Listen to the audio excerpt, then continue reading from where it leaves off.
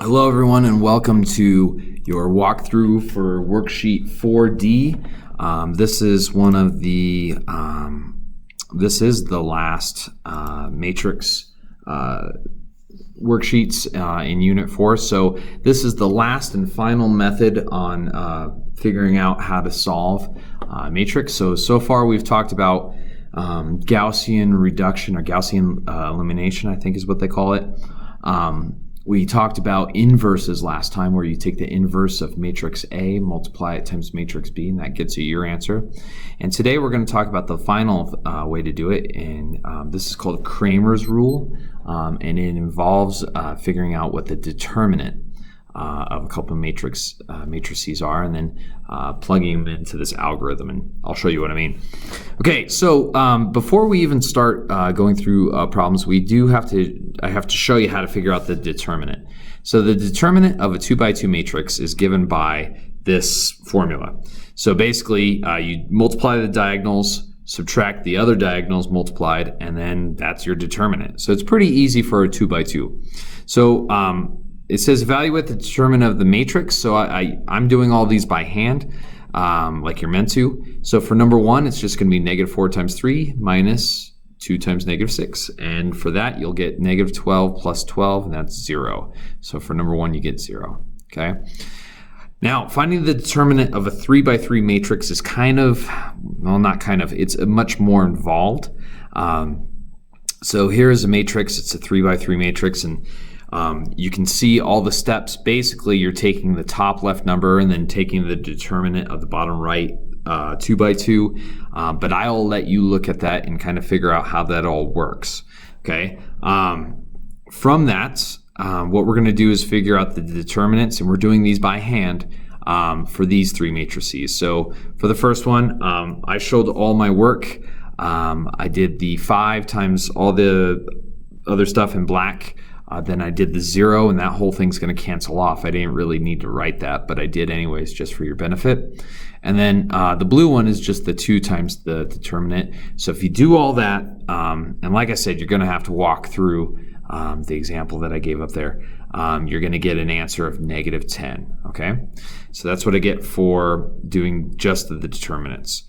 Well, you might say, well, who cares what the determinant is? That just seems like something they made up. Well, it does have a purpose, and here's the purpose right here. So Cramer's rule allows us to solve for x and y by creating a couple matrices and then plugging and then just dividing them.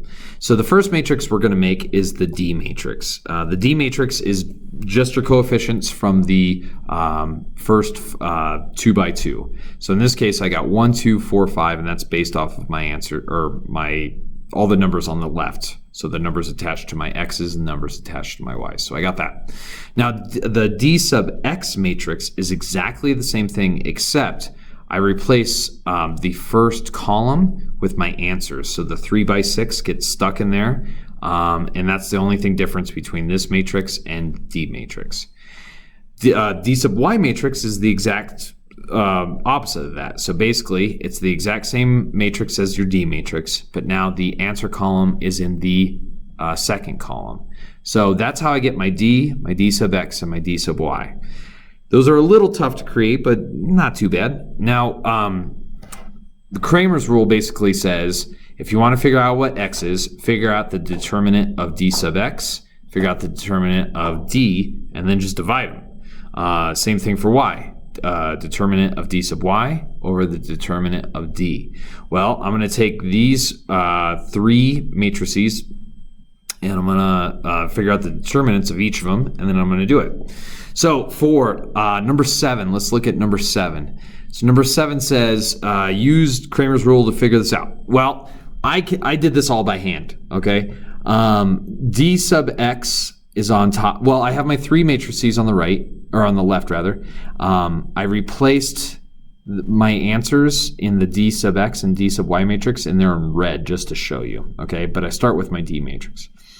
Okay, to figure out the determinant of D sub x, which is how you figure out x, I did 12 times 3, which is 36, and I subtracted 1 times 27, which would give you a 9. 36 minus 27 is 9. So that's how I got the 9 up top.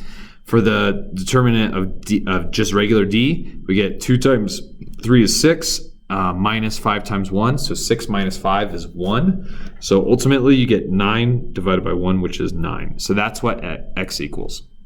For Y, I did the determinant of the D sub Y matrix, which is 54 minus 60. 54, yeah, so you get negative 6 for the top, and then the determinant of D we already did. We did that at, when we were solving for X, so we just get 1. So negative 6 divided by 1 is just 9 and negative 6. So this one's pretty easy to do. Okay, so if we're trying to do this for a 3 by 3, this is going to be tough. Okay, so first off, I set up my 3 matrices. The matrices really aren't that hard to set up. D is really easy to set up because it's just all the coefficients. D sub X is the same matrix except I put my answers in the first column. D sub Y is the same matrix, but now I put all my answers in the middle column. And D sub Z is the same matrix, but now I put all my answers in the last column. So once we have that all set up, we can take this and actually just plug it into your calculator.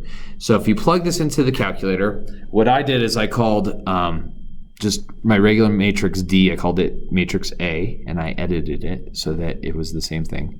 I called B, on the calculator, I named that B, but it was really my D sub X. C is my D sub Y, and D is my D sub Z. So once I've plugged all of those in, and it takes some time to plug that in, all you have to do is figure out the determinant of each and then sort it all out. So when I took my D sub X matrix and I did the determinant, the way I did it is you hit second matrix, and if you go over to math, the first choice is, it says DET, and then it has a parentheses. Well, that DET stands for determinant, so you hit enter and that brings it to the stack. And then you go back into the matrix menu and you find whatever matrix you want to find the determinant of. Well, I said D sub X was my matrix B. I plugged that in, hit enter, and it gave me negative 106. I did the same thing for the matrix D, which in our situation in the calculator was matrix A. So I did determinant of A, and I got 32. If you divide those, they don't divide. So I just reduced them, and I got negative 53 over 16. That's the best I could do. Okay, same thing for Y, same thing for Z, and you end up getting these matrix or these answers. They're not pretty, but they're right, and that's how you do it. Now on the calculator or on the test, you will be able to use a calculator for these, but you know, just make sure that you are comfortable plugging these in. Okay.